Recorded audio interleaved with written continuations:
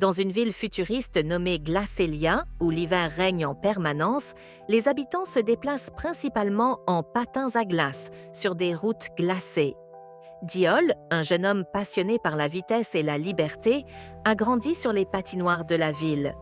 Depuis son plus jeune âge, il patine avec une agilité exceptionnelle, capable de réaliser des figures acrobatiques que personne n'oserait tenter.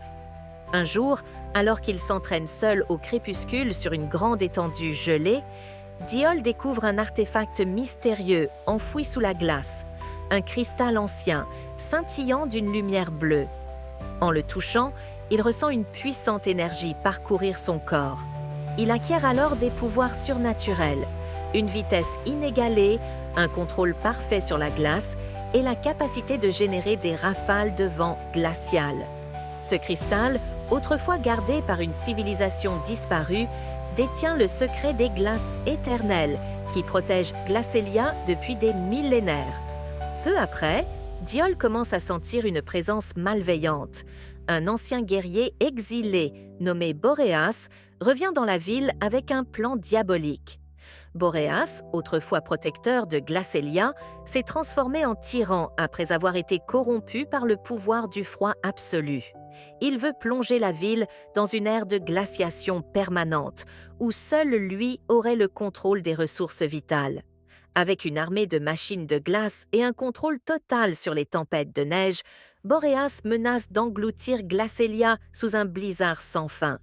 Il connaît également l'existence du cristal et il a besoin de celui de Diol pour accomplir son plan ultime, transformer la ville en forteresse de glace impénétrable.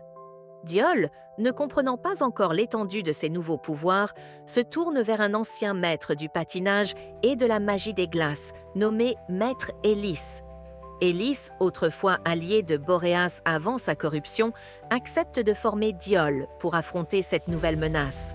Diol apprend à maîtriser non seulement sa vitesse phénoménale, mais aussi à créer des structures de glace protectrices, à manipuler les vents gelés et à utiliser l'énergie du cristal pour repousser les attaques de glace noire de Boréas.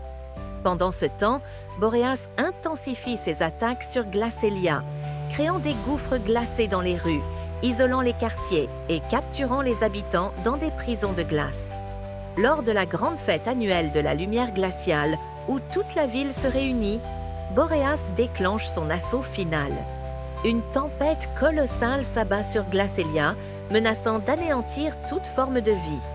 Diol, désormais maître de ses capacités, décide de l'affronter dans une course effrénée à travers la ville gelée.